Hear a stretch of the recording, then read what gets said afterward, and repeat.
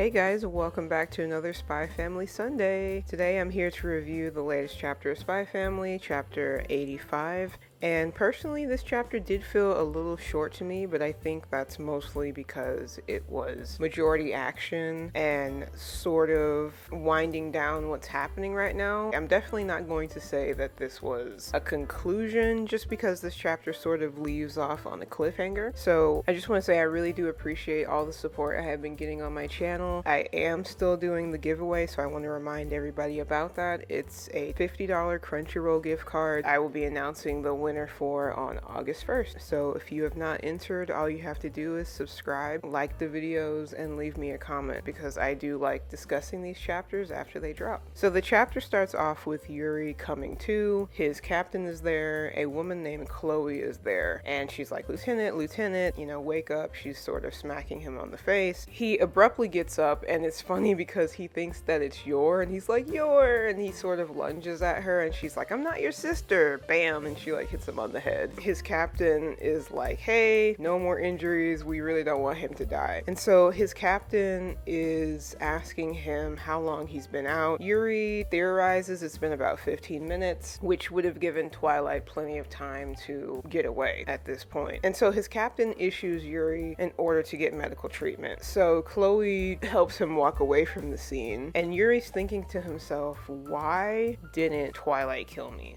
What was the reason for him leaving me alive? Was I not worth killing? What was the reason? And for a minute there, you think he's gonna put it together, but it's just a bunch of question marks, and he just doesn't understand. And so they leave, and we cut back to the scene with Fiona, Wheeler, and Lloyd. And Fiona just looks absolutely terrified because Wheeler has Lloyd essentially in a chokehold. He's holding his head, ready to snap his neck, basically. And he's like, don't interfere, or I'm gonna kill this guy. How about you toss that gun to the side? In a really strange way, Fiona throws her gun on the ground and then steps on it, crushing it, which is odd because it's like a gun is not made of plastic, so the fact that she's able to just crush it under her feet is a red flag. And Wheeler's like, hey, I've never seen anybody throw a gun away like that. He drops Lloyd to the ground, and he's like, you don't strike me as the soft type. Or maybe it's just the fact that this guy is precious to you. Could that be the reason? And Wheeler reveals that he doesn't have any sentimental attachments. He doesn't trust anybody, and that way everything is kept nice and clear. He doesn't have any intrusive thoughts. He doesn't have any hesitation. He's just a robot that moves through his mission, and he says that that's what makes him strong and that Fiona's never going to be able to beat him. And while he's saying that, he's grinding his foot into the back of Lloyd's shoulder. This is the point where Fiona just snaps. She's like, all right, you know what? Enough of this. And so she charges Wheeler, and he's like, how foolish. You just go into a blind rage and you launch yourself at me. He's like, I just need one punch to knock this lady out. But Fiona is just going so fast, it catches Wheeler off guard. He's like, it's cool. I'll just dodge this. I'll block the punch. A hit coming from a soft body like this is not going to cause me any harm. But Fiona, she cracks this guy's face through his arm. It looks like his forearm is like broken, and the punch makes it to his jaw. There's this panel of Fiona's arm, and you just see that it's like crack, snap, going through her entire arm. And she basically sends Wheeler flying. And he's thinking to himself, human beings are prevented from unleashing 100% of their power. That way they don't damage muscle and bone. But Fiona is so infuriated right now, she is pushing past those limitations. Now, the punch that she delivered to Wheeler does damage her arm. It dislocates her arm, it probably breaks it. She says that Wheeler is weak because he's afraid of dying, he's afraid of getting attached to people, and that he's just interfering with government business for his own amusement. And she goes on to say, but I'm not afraid. I believe in this man. I think of him, I think of him, I think of him. And she just repeats that. And she says, that's what makes me strong, and that's why you're not going to be able to beat me. And Wheeler's like, that's a load of crap. They start fighting again, and Fiona ends up kicking him this time. She sends him flying again, and Wheeler's analyzing all of this as it's happening. He's like, okay, well, she's not going to be able to hit me again with her dislocated arm. I can still win this fight. But Fiona's in such a blind rage that she uses her arm arm that's dislocated and basically like pistol whips Wheeler. And so the last panel just shows him getting hit, and that's where it ends. So we don't know if Wheeler's been knocked unconscious. We don't know if his head made contact with the pavement, but that's where the chapter ends. Lots of action, mostly just showcasing how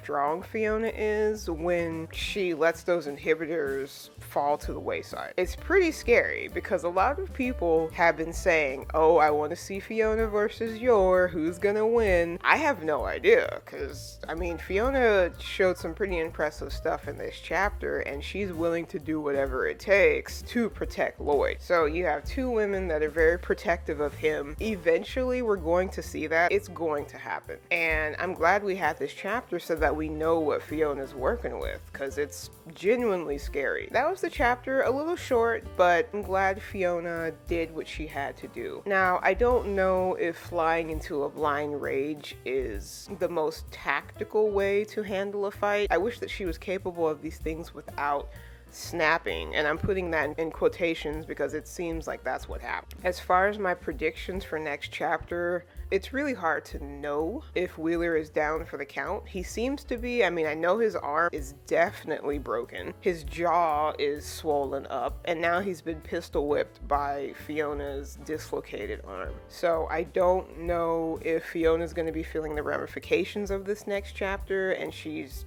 unable to fight. I don't know if Lloyd has been knocked out to where he's not going to wake up. I don't know what's going to happen, but I'm still predicting that Wheeler's going to get away, and either Fiona's going to pass out or Lloyd is going to wake up.